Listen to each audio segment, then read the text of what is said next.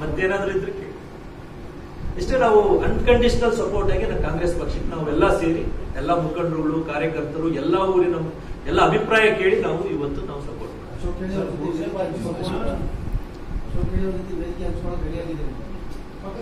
ಪಕ್ಷನ ಕರೆದ್ರೆ ಯಾವುದಕ್ಕೂ ತಯಾರಿದೆ. ಸರಿ, ದಕ್ಷಿಣ ಕ್ಷೇತ್ರದಲ್ಲಿ ಕಾಂಗ್ರೆಸ್ ಪರವಾಗಿ ತಾವೇನೋ ರ್ಯಾಲಿಗಳ ಆಯೋಜನೆ ಏನಾದ್ರು ಮಾಡ್ತೀರಾ? ಹೇಗೆ ಸರ್ ಪ್ರಚಾರದ್ದು? ಮುಂದೆ ಪ್ಲಾನ್ ಮಾಡ್ತಾ ಇದ್ದೀವಿ. ಎಲ್ಲ ಕುಂತು ಎಲ್ಲ ಮುಖಂಡರುಗಳ ಜೊತೆ ಕುಂತು ಯಾವ ತರ ಸಾಗರ್ ಖಂಡ್ರವ್ರಿಗೆ ಗೆಲ್ಸ್ಬೇಕು, ಯಾವ ತರ ಲೀಡ್ ತರಬೇಕು ಅಂತ ಹೇಳ್ಬಿಟ್ಟು ಎಲ್ಲ ಪ್ಲಾನ್ ಮಾಡಿ ಮಾಡ್ತೀವಿ. दूसरा पार्टी नहीं ऑफर मेरे को एक्चुअली मैं कांग्रेस पार्टी वाला हूँ, कांग्रेस पार्टी वाला हूँ, कांग्रेस पार्टी के लिए हम काम करते हैं.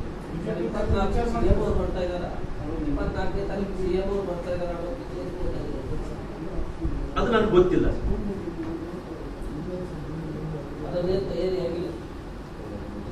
ಅದು ಇನ್ನ ನನಗೆ ಏನು ಮಾಹಿತಿ ಇಲ್ಲ. ಇಲ್ಲ ಅಲ್ಲ, ರಾಜಕೀಯದಲ್ಲಿ ಯಾರು ಅದೇ ಹೇಳೋದಲ್ಲ, ಯಾರು ವೈರಿ ಇಲ್ಲ.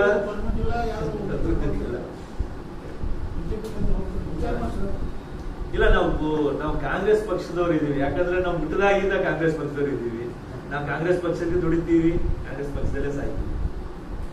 ಇರೋದನ್ನ ಹೇಳ್ತಾ ಇದ್ದೀವಿ. ಯಾಕಂದ್ರೆ ನಮ್ಗೆ ನಮ್ಮ ಫ್ಯಾಮಿಲಿ ಏನಿದೆ, ಧರ್ಮ್ ಸಿಂಗ್ ಅವ್ರ ಫ್ಯಾಮಿಲಿ ಯಾವತ್ತೂ ಇದ್ರೂ ಅವರಿಗೆ ನಾವು ಮರೆಯಕ್ಕೆ ಆಗಲ್ಲ ಕಾಂಗ್ರೆಸ್ ಪಕ್ಷಕ್ಕೆ. ಯಾಕಂದ್ರೆ ಅವ್ರು ಮುಖ್ಯಮಂತ್ರಿ ಸ್ಥಾನ ಕೊಟ್ಟಿದ್ದಾರೆ. ಅದರಿಂದ ನಾವು ಯಾವತ್ತಿದ್ರೂ ಕಾಂಗ್ರೆಸ್ ಪಕ್ಷದವರೇ. ಯಾಕಂದ್ರೆ ನಾವು ಇವತ್ತು ಕಾಂಗ್ರೆಸ್ ಪಕ್ಷಕ್ಕೆ ಯಾಕೆ ಸಪೋರ್ಟ್ ಮಾಡಬೇಕು ಅಂತ ಒಂದು ಐಡಿಯಾ ಎಲ್ಲರೂ ಹೇಳ್ತಾ ಇದ್ದಾರೆ. 5 ಗ್ಯಾರಂಟಿ ಏನ್ ಕೊಟ್ಟಿದ್ರು ವಿಧಾನಸಭಾ ಇದರಲ್ಲಿ, ಆ 5 ಗ್ಯಾರಂಟಿನ ಅನುಷ್ಠಾನ ಇವತ್ತು ಎಲ್ಲೇ ಹೋಗ್ಲಿ ಯಾರೇ ಮಾತಾಡಿದ್ರು ಇವತ್ತು ಕಾಂಗ್ರೆಸ್ ಪಕ್ಷಕ್ಕೆ ನಾವು ವೋಟ್ ಹಾಕ್ತೀವಿ ಅಂತ ಜನನೂ ಹೇಳ್ತಾರೆ. ಇಲ್ಲ, ಅವ್ರ ಜೊತೆ ನಾವೇನು ಚುನಾವಣೆ ಕ್ಯಾಂಡಿಡೇಟ್ ನಿಂತಿದ್ದಾರೆ, ಅವ್ರ ಜೊತೆ ನಾವು ಆತರ ಬಂದ್ರೆ ನಾವು ಮಾತಾಡೋದಕ್ಕೆ ನಾವು ತಯಾರಿ. ತಮ್ಮ ಕೆಲವೊಂದು ಕಾರ್ಯಕರ್ತರು ಮೊನ್ನೆ ಅಶೋಕ್ ಕಿಣಿಯವ್ರ ಮನೆಯಲ್ಲಿ ಕಾಂಗ್ರೆಸ್ ಪಕ್ಷ ಕೂಡ ಸೇರ್ಪಟ್ರು.